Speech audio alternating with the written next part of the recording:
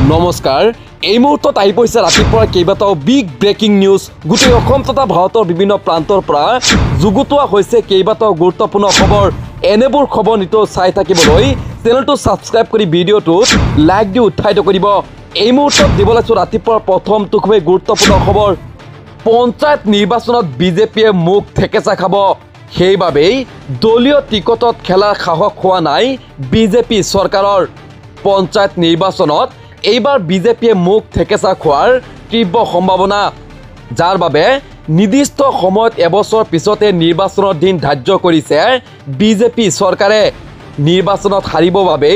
দলীয় টিকটত খেলিবলৈ সাহস হোৱা নাই বিজেপি চৰকাৰৰ পঞ্চায়ত নিৰ্বাচনক লৈ কঁকালত টঙালি বান্ধিছে কংগ্ৰেছে বিলাহীপাৰাত কংগ্ৰেছৰ দলীয় সভাত বিজেপিক সমালোচনা কৰিছে সাংসদ ৰকিবুল হুছেইনে ওয়াকফ আইনৰ বাবে বিজেপিৰ এদিন পতন হ'ব বুলি মন্তব্য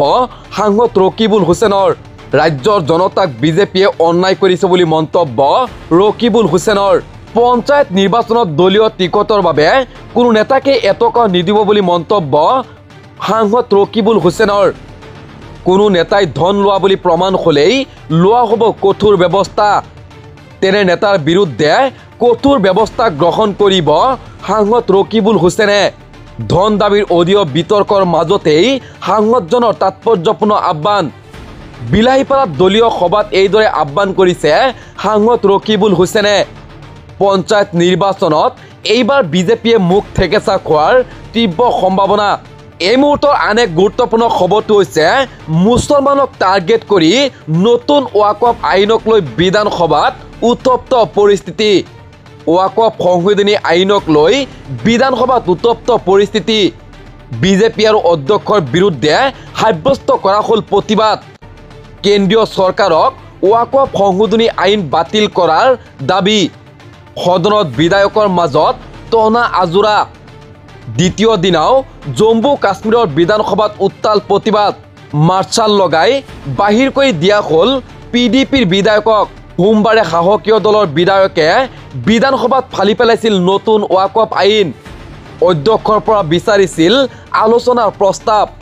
অধ্যক্ষই প্ৰস্তাৱ আগ্ৰাসন কৰা সৃষ্টি হয় উত্তপ্ত পৰিস্থিতি পিডিপি আৰু শাসকীয় এনচিৰ মতে অধ্যক্ষই বিজেপিৰ পক্ষ লোৱাৰ গুৰুতৰ অভিযোগ বিজেপিয়ে আলোচনাৰ প্ৰস্তাৱৰ কৰিছিল বিৰোধিতা ওয়াকফ সংশোধনী আইনক লৈ বিধানসভাত উত্তপ্ত পৰিস্থিতি এই মুহূৰ্তত আন এক গুৰুত্বপূৰ্ণ খবৰটো হৈছে কাইলৈ ৰাজ্যত হাজাৰ হাজাৰ মুছলমানে সাব্যস্ত কৰিব তীব্ৰ প্ৰতিবাদ গুৱাহাটীত আমচুৱে ল'ব প্ৰতিবাদী কাৰ্যসূচী ওয়াকফ সংশোধনী আইনক লৈ গৰজি উঠিল আমচু মুছলমানৰ সম্পত্তিৰ ওপৰত কোনেও হস্তক্ষেপ কৰিব নোৱাৰিব বুলি আমচুৰ হুংকাৰ সকলো ক্ষেত্ৰতেই নিৰ্যাতনৰ বলি হৈছে মুছলমানসকল মুছলমানৰ উন্নয়নৰ নামত পূৰ্বজসকলে দান কৰিছিল এই সম্পত্তি ওয়াকফ সম্পত্তিৰ জৰিয়তে লাখ লাখ মানুহ উপকৃত হৈছে মুছলমানসকলক ধ্বংস কৰিবলৈ আমাৰ সম্পত্তিৰ ওপৰত হস্তক্ষেপ কৰিছে বিজেপি চৰকাৰে স্বাধীনতা আন্দোলনত মুছলমানে দিছিল বলিদান ওয়াকফ সংশোধনী বিধেয়ক গৃহীত কৰি গণতন্ত্ৰক হত্যা কৰিছে বিজেপিয়ে মুছলমানক শেষ কৰাটোৱেই বিজেপিৰ ৰাষ্ট্ৰবাদ